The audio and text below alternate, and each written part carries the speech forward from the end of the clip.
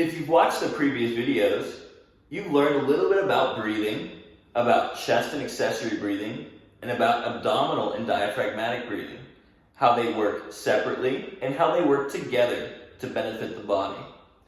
In this case, we're going to start to train the diaphragm so that you're both more conscious of it and you can activate that system. The easiest way to start to train the diaphragm is thinking about it in terms of core stability. As the diaphragm moves down, again, it creates a negative air pressure in the chest to draw in air, and therefore a vacuum, but it also will increase the amount of pressure we have in our abdomen. In doing so, you may start to feel the abdomen be tight as the diaphragm moves down. That would be with your core contracting. If you imagine the core as your safety belt, which there are muscles like the transverse abdominis that even look belt-shaped, to hold the trunk stable, to translate movement between our lower body and upper body, so that you can run away from the hungry tiger.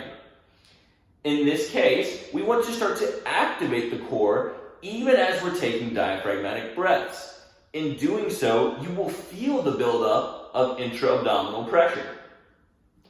To start, go ahead and place both hands on your abdomen. You want to still be able to feel that rise. Go ahead and take a nice deep breath into your abdomen.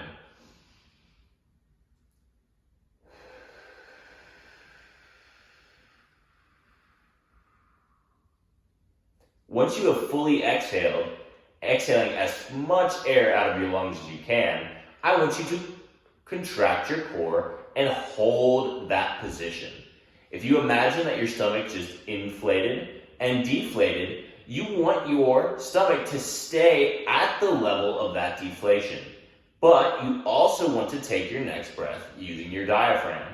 It may sound counterintuitive, but your body should well be able to do so.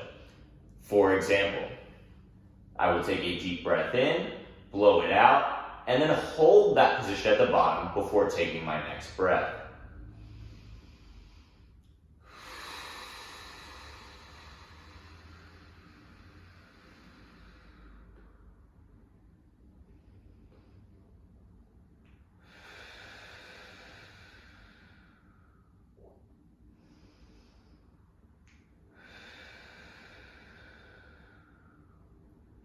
What you'll notice is that the breath becomes slightly shallower, which makes sense.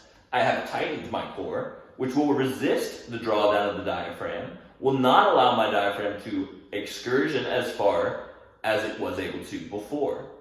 But if you are doing activity and you want to continue to use your diaphragm, training these systems is very important. So why is this important? Well, if you are doing something athletic, and you still need to use your diaphragm, which is hopefully most of, or not all of us, then you need to be able to fight that intra-abdominal pressure to create a breath. The more you train this system, the stronger your diaphragm gets, the easier it is to incorporate abdominal breathing into exercise. Now that we've taken a look at that exercise on how to hold the core stable and increase diaphragmatic excursion, we want to kind of get a feel for how much, how often, right? As far as training goes. You can do this as much or as little as you want. It's going to be hard to make your diaphragm sore and too fatigued. Your diaphragm is like your heart. It's working all the time. If it were to get too fatigued and stop, then you'd be in trouble, okay? So for the most part, you're not going to overtrain your diaphragm. And most of us are hungering for time to exercise or stretch or do these things anyway. But I encourage you to take some quiet time, focus on your breath, make sure that you're not chest breathing. And as you start to create nice, slow abdominal breaths, then I want you to start incorporating that core hold.